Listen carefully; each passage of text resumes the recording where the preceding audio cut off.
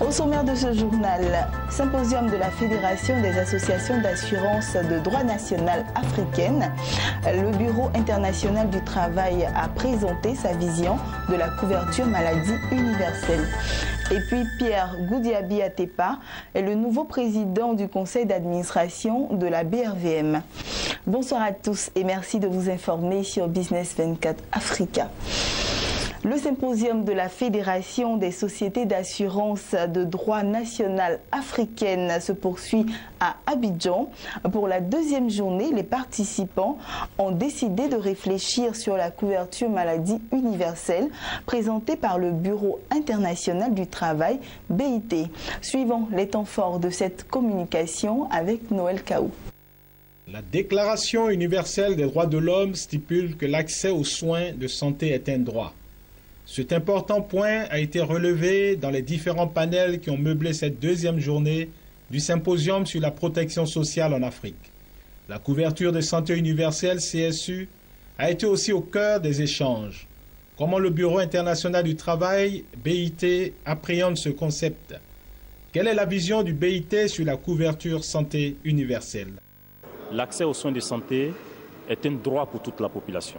Et cela a été consacré par plusieurs instruments au niveau international et dans la plupart de nos conventions nationales, ça a été repris. Alors, l'état des lieux que nous avons fait a montré que malgré que c'est un droit pour toute la population, très peu de populations arrivent à accéder à ces soins de santé-là.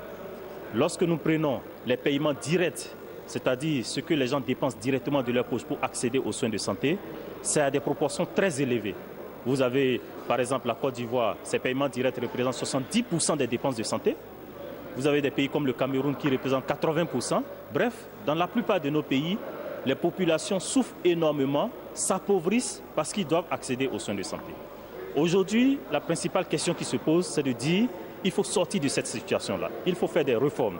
Et la réforme qu'il faut faire, c'est de mettre en place la protection sociale en santé.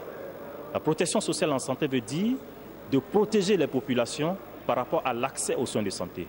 Nul ne doit souffrir parce qu'il doit avoir accès aux soins de santé.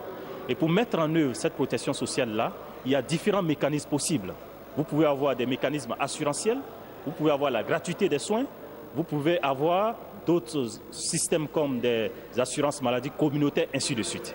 Alors, ce que préconise le BIT, c'est de faire un mix de ces différents mécanismes-là et de voir un peu dans chaque pays, en fonction de son contexte, quels sont les mécanismes adéquats pour pouvoir atteindre cette couverture universelle-là. Donc vous aurez certaines personnes dans cette couverture universelle qui ne paieront pas de cotisation parce que ça sera financé par des sources additionnelles. Vous avez des personnes qui ont la capacité contributive à qui on va demander. Et à ce niveau-là, il y a une réflexion importante à faire dans nos États parce que dans la plupart de nos pays, plus de 90% de la population est dans l'économie informelle. On ne connaît pas leurs revenus. On ne sait pas comment les retrouver. Comment ces personnes-là, on va leur demander de contribuer? Or, dans l'économie informelle, vous avez des personnes qui sont très riches. Alors, on ne peut pas dire que ces personnes-là sont tous indigentes et rechercher des financements. Donc, qu'est-ce qu'il faut faire pour les atteindre? Et ce que nous proposons aujourd'hui, c'est des solutions innovantes. Il faut aller vers des systèmes de cotisation uniques, de telle sorte que ces personnes de l'économie informelle-là, en payant par exemple leurs taxes au niveau des impôts, payent en même temps leurs cotisations pour la couverture maladie. Et ça facilite le recouvrement de ces cotisations-là pour pouvoir aller vers la couverture universelle. Un autre élément aussi que nous recommandons aux États, c'est de rechercher des ressources de financement innovants. Je vous ai présenté l'exemple du Gabon, où 10% du chiffre d'affaires des compagnies de téléphonie mobile est ponctionné pour financer l'assurance maladie des personnes pauvres. Ça n'a pas tué ces compagnies, parce que ces compagnies réalisent des bénéfices importants. Et donc ça ne les dérange pas énormément de faire cela. Dans la plupart de nos pays, vous avez du pétrole, vous avez ainsi de suite. On peut utiliser des ressources. Rien que 1% de ces ressources-là permettra de couvrir toute la population. Après les panels, la troisième journée du symposium sur la protection sociale en Afrique sera consacrée aux ateliers, d'où sortiront des recommandations. Recommandations, si elles sont adoptées, serviront de boussole pour permettre une meilleure prise en charge sanitaire dans les différents pays africains. Poursuivons ce journal cette fois-ci en images. Le Sénégalais Pierre Goudiaby Atepa a été élu nouveau président des conseils d'administration de la Bourse régionale des valeurs mobilières, BRVM, et du dépositaire central Banque de règlement, DCBR. Pierre Goudiaby Atepa, qui remplace à ce poste Gabriel Fall, a été élu lors de la première réunion du nouveau conseil d'administration de la BRVM et du DCBR, issu d'une assemblée générale tenue à Abidjan.